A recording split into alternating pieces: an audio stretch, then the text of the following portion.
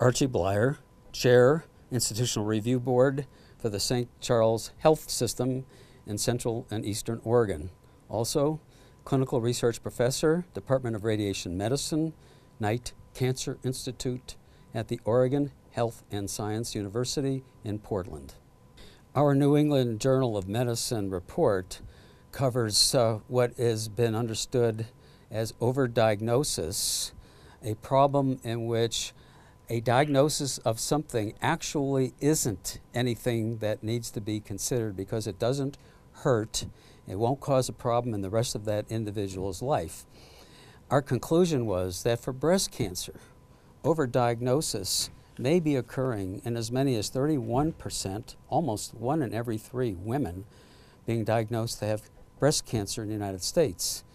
And if so, that means that 1 in every 3 women doesn't have breast cancer, did not have to be treated for it, and should be spared that risk, anxiety, and expense. We used the Surveillance, Epidemiology, and End Results, SEER, S-E-E-R, program of the U.S. government and the National Cancer Institute, which has since 1973 been gathering data on the incidence and mortality survival rates of cancer in the United States. Currently, the SEER program encompasses 29% of all people in the United States, so it's a very good sample. But if we went back to 1975 for our study, we were limited to an earlier SEER program that covered 10% of the United States. We also had to use the U.S. Census Bureau because we wanted to estimate over the entire United States of all of our people how many women were affected by overdiagnosis, at least in our country. But if that were all due to screening and early detection of cancer, then for every one of those women we found early, there should be 1 less woman who would be found later. We would then have expected, in looking at the incidence of late cancer, late stage cancer, when it's more advanced, to be reduced in a comparable way that it was increased in early stage. That was surprisingly not apparent. It was there. We found an 8% reduction in late stage cancer over the years, but we had 120%, more than a double increase in early stage. And that discrepancy between a fairly small reduction in advanced stage, 8%, versus a more than doubling, greater than 100% increase, means most of those patients would not have gone on to late stage. They had something other than cancer. Whatever was diagnosed as cancer in that group was not cancer. It didn't go on to cancer if we could have followed them without intervening and treating them. And we are led to the conclusion, based on that observation, that overdiagnosis is a larger problem than we thought, at least here in the United States. We did compare our results with those in Europe, Australia, and years ago, one state in the United States, Connecticut, also looked at their registry.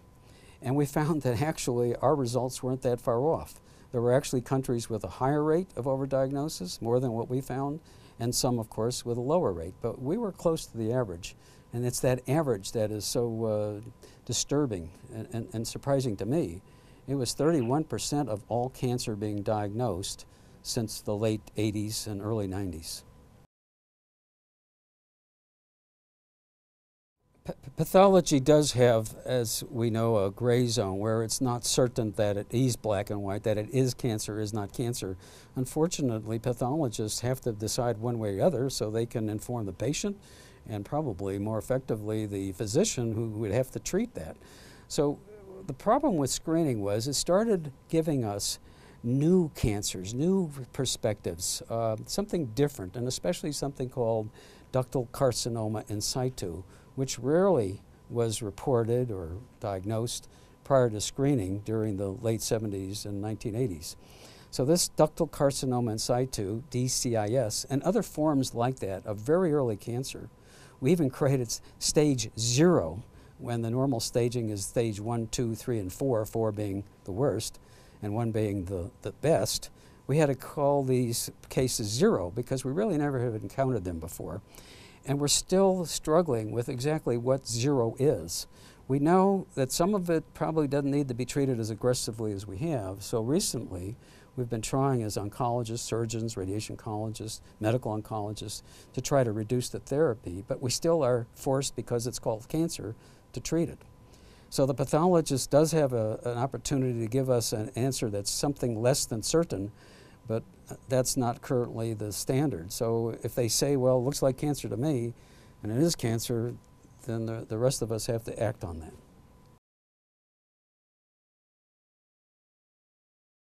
No question that we're going to be able to understand this a little better, if not much more better, not only by looking through the microscope and being able to be more careful about ductal carcinomatosis being frank cancer, or all these other variants, and there are many other names, but also if we take the tissue that the pathologist is looking at and do molecular and cellular biology and identify the gene types in patients who don't have cancer, those who do, we should be able to, in the years to come, be able to identify with some certainty, hopefully a likelihood, that that person does need to be treated because they really do have cancer, or even better, they don't need to be treated, and yet currently they are.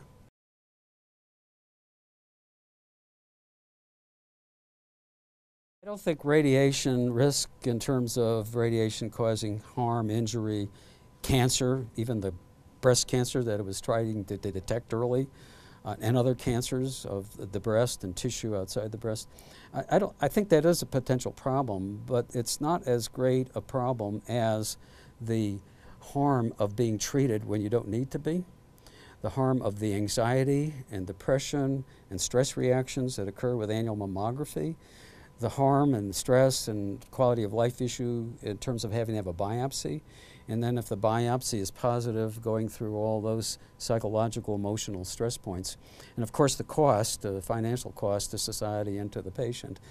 But if we start screening every year with a mammogram in the average 40-year-old, by the time she's 85, which currently is how long she's expected to live, and by then she may actually be expected to live 90, that's 50 years, 50 mammograms at an annual rate. That's significant radiation damage or risk. And if she's 40, she's even more vulnerable to some of the, because of her age, late effects. So it is a problem, but I wouldn't put that high on the list as to why overdiagnosis, psychological stress, and financial cost, let alone the discomfort of having to have a mammogram. There are some women who really are painful, and so for days afterwards.